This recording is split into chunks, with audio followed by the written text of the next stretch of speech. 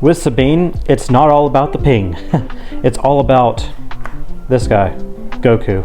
No, initiative, having initiative, being the active player. But yeah, Sabine's all about being the active player. It's not always about pinging, because a lot of the times your opponent's just gonna, get the first chance to, take out whatever you're doing. So having that active slot is very crucial, and when playing Sabine, it's not always about the ping. We're gonna start out with the threes first. I run 3 for a cause, pretty standard. Don't even need to explain this one. The ratios in this deck are a little different as far as heroes go. So you're not always hitting for 4. Sometimes you're hitting for 3, and that's perfectly fine. You're setting up your next turn. This is just a finisher anyways. Next up, one of the best reasons to play Yellow Sabine is the Millennium Falcon. There's another card in this deck that pairs with this well, and I'll talk about it in a little bit. But yeah, Millennium Falcon, you get that instant 3 damage. If you have 2 of them, you can play it, attack, and then if you're on 6, get rid of the other one and play this. A lot of the times with this deck though, you're going to want to stay at 4 to 5 resources, but late game, you might need that extra push. Then we run the 3 of Rogue Operative. This has Saboteur, which is huge. Gets around Lieutenant Chilton, other things that can muck up the ground. But yeah, fantastic card. It's also a rebel. Very important in a Sabine deck. 3 of Ezra. This helps you draw cards, and you're running cards that are very cheap in this deck. So this card is very nice. Having a 3/4 stat, it's a rebel. Can't go wrong. Then we run 3 Fleet Lieutenant, 3 Wing Leader. I've come to a point where I generally only Wing Leader Sabine. I don't even mess around with the other things, because if it gets knocked out, you're just so far behind. But if you Wing Leader Sabine, you feel pretty safe. So yeah, that's what I like doing with those cards. Next up, Fires for Freedom. I think this is one of the best 3-drops in the game. I might have said that before.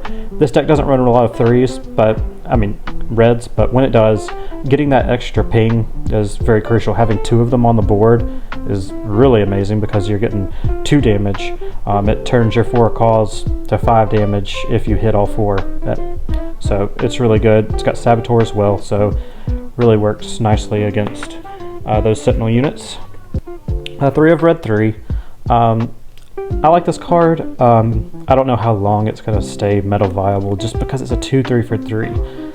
I hate the stats on this card, to be honest with you. But you gotta do what you gotta do. Next up, Spicy Inclusion Bamboozle. This is a Vanguard Ace deck, so we want all the free cards we could get. This card's really good because you can tap down a Chilton and pop all the experience tokens off of it. And a lot of times you are playing this for free because it's a Vanguard Ace deck. You don't have to, but it also can stall for time, just tap down the opposing Sabine, take off their Wing Leader counters. A lot of cards aren't able to deal with a Sabine with Wing Leader counters, but this card is. So it's really nice. You get to exhaust a unit, return each upgrade on it to its owner's hand, and you can also discard a yellow card cutting to play it for free. So that's really good. Next up, we have the Vanguard Ace. This thing, a lot of the times, is a 3/3. Sometimes it can be a 4/4 with the right play patterns. And for 2, you're wanting to chain cards, and so I like the inclusion of this in this deck. This is kind of what the deck's built around. That's why it's got the free spells in it. 3 of Leia, you can tap stuff down. Also, you like using her ability to ready a resource, because like I said with Vanguard Ace, you can play this turn 1, or not turn 1. Later in the game, you're able to play this, untap a resource, play something else, and then play a Vanguard Ace. And it just feels really nice to have a big Vanguard Ace. You're running the 3 Green Squadron A-Wing, great turn 1 play. Not much to say about that. Attacks for 3 on turn 2. 3 Sabine. Very good card. This ability is really nice because if they have a shield, it can take off the shield and then do the damage, which is nice. So I like this card a lot. We run a 3 of Greedo because, like I said, we're running really cheap stuff to try to get that Vanguard Ace. This card's really good. A lot of the times, not a lot of the times, but some of the times you can hit the flip and deal the extra 2 damage to a ground unit, which is nice. I really like the stats on this card. Being a 3/1 isn't really that big of a detriment. I run a 2 of Spec 4 Soldier main. Probably should run 3 main, I don't know.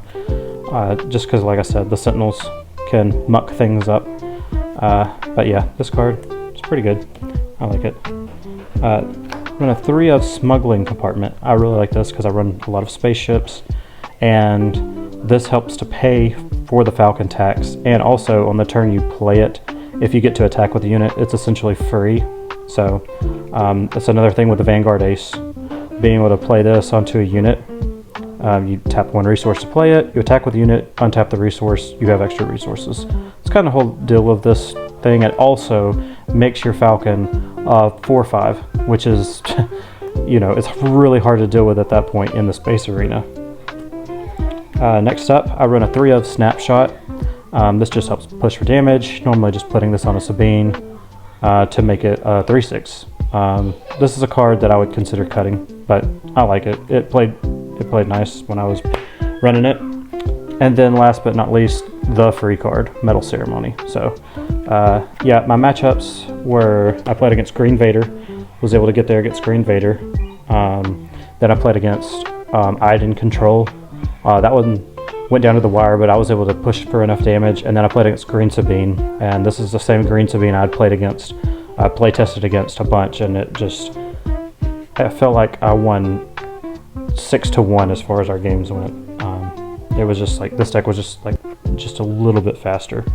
Interesting sideboard. I run 3 of Infiltrator Skill, just because of, you know, you're more space heavy, and System Patrol Craft and Bright Hope can really get in your way. This came in clutch, won me a game, you know, so I like this card. Other people might not, but I do, because it can go on anything. It doesn't have to be a vehicle or a ground unit. Next up, 3 Fang Fighter. This is just here for Entrenched, and I was able to pick off an Entrenched with this. It's nice. It's another spaceship, another 3 power flyer. I do run 3 K2SOs. I bring in against Control. So, you know, this card is just fantastic against Control, so I brought it in. And then I had the last Spec 4 Soldier in the sideboard. If there are some things I would change, it'd probably be, you know, like the Snapshot. I'd look at running maybe a unit. But the thing I like about Snapshot is it's, when you're running a lot of 1s, you're losing out on actions, so you don't have the, you know, the initiative as much. But when you run Snapshot, you're not losing the initiative when you play a card, because you could play it, attack, and then it's like, oh, I still have the initiative, so I can go in for my next turn. But yeah, that's the deck tech. If you want to check out the Bantha crew, I've got my Green Han list that took down our store champs. Just posted that last night. And yeah, like and subscribe. Thanks, guys.